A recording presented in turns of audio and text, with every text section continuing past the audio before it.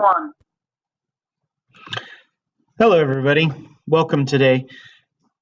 We are going to be discussing feudalism and how it was a social system as well as an economic system and a governmental system. So, if you think about feudalism, feudalism is a system of government where the nobles was given lands by the king for military service. So, a noble would declare his fealty to the king, and he would be given a fiefdom or a parcel of land to work and to earn money. As long as that noble remained in the favor of the king, he could control that land and do as he pleased. Now, at the bottom of the social system, known as feudalism, if you picture it kind of like a triangle, or a pyramid, you have the peasants. The peasants were at the bottom. They were the most. There were more peasants than any of them. So each level that you have, so you have the peasants, you have the merchants, and then you have the knights and vassals, the nobles and monarchs. The higher you go, the fewer people there are, but the more power they have. So at the bottom, we have the peasants, and they answer to the knights. The knights were the ones in charge. Peasants weren't allowed to have weapons, so they couldn't defend themselves against the knights. And then the knights would answer to the lords, and the lords would, again swear honor to the king. But even a king had somebody in which he answered to, and that person was the church or the pope. Okay. During the medieval times in Europe, religion was of supreme importance, and the church was the most important institution. Due to this reason, the medieval pope enjoyed more power than even rulers. He appointed the cardinals, who were consulted by the kings about the affairs of the states. If a king or if the pope did not like a king, the pope can do what was called excommunication, and that is kicking out a king of the church. A king wanted to remain in good favors of the pope, or else he'd be excommunicated, which allowed other nations or other kingdoms to attack you freely without consequence. During the Middle Ages, Poland was a very large kingdom, and they got a little too big for their britches, and they told the pope to go where the sun don't shine, and refused to pay their tithe to the pope. So the Pope excommunicated the King of Poland, and therefore that allowed the smaller kingdoms in Germany to invade him in several wars, and eventually Poland was taken over by these German states, allowing Germany to get bigger and bigger.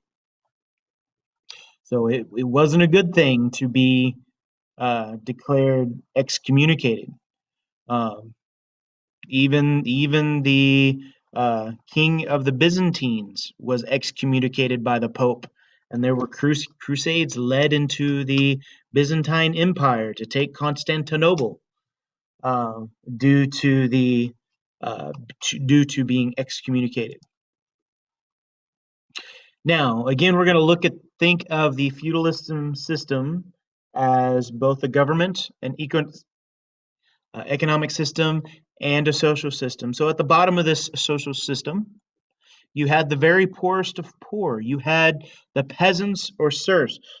They were pretty much slaves who weren't paid. They weren't regularly beaten like slaves, but they couldn't move. They couldn't travel unless they had a passport from their noble to travel from land to land. They had to stay in their homes, and they owed everything to the knight or lord in which they worked for. They had to give them 90% of the food that they farmed and could only keep 10%. The peasants would only be given a small parcel of land, no bigger than our classroom, to farm and make food. Above them were the knights. Now, the purpose of the Knight was to protect the realm, whether that be from foreign invasion or from the peasant uprising. Peasants, would get unruly sometimes because of the way they were treated and would uh, need to be put down or pacified by the knights. The peasants weren't allowed weapons, but the knights were. Knights would go in sometimes and simply kill off some of the peasants because there would be too many and it would be too hard to feed them. Also, the knights would get bored and they would go in to another uh, lord's territory, kill their peasants, and take their stuff. And that way, that lord would become poor. So, like I said, above them, we would have the lords of the manors. Okay. Their job would be to supply uh, money to arm the knights and give them food. Also, they would have to give money to the barons. The barons would be in charge of all the land that they would be underneath them. And then they too would be in service of the king. Now, the king would give these barons parcels of land to farm. And then he would go in and give uh, smaller bits of lands to lords. And then the lords in service would have to give them knights. So let's see here. The peasants would work the fields. This is how it's an economic system. The peasants would work the fields. They wouldn't be paid any money, but they would work the fields where that crop would be sold off at a market for a small bit of money. They would give it to the knights or to the lords, and then the lords would pass it on to the barons. Okay.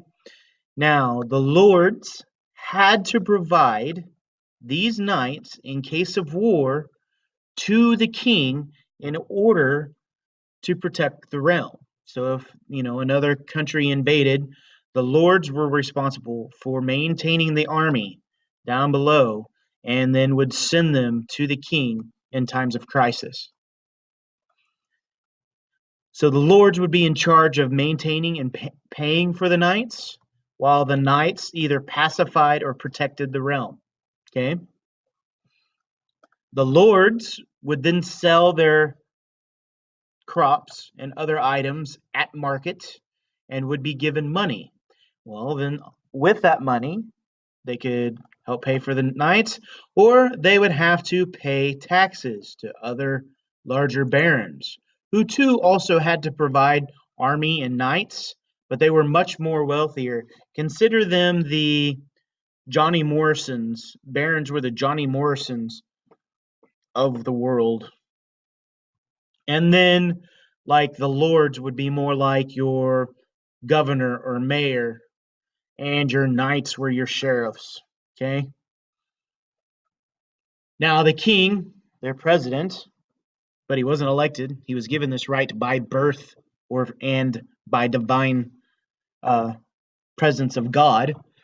Um, the barons would have to pay the knight or the king money in order to remain in favor. If they didn't pay their taxes, they didn't remain in favor. So he would say, "Hey, you, Baron A, I want you to take your army over here, and I want you to invade Baron B because he won't pay his taxes, and you can get his land." So that is pretty much in a nutshell how it is a social system and a governmental system and an economical system. Okay. Now, picture a king who rules an area. Okay. So he has a kingdom. Woo, big old kingdom. Okay. That king would then have barons, and he would split off those areas. Okay. Boop. Whoop. Whoop. Okay. To the barons, and then the lords would be given areas. Okay. And then the peasants would be left to farm. Okay. All right. Thank you and have a great day. Bye.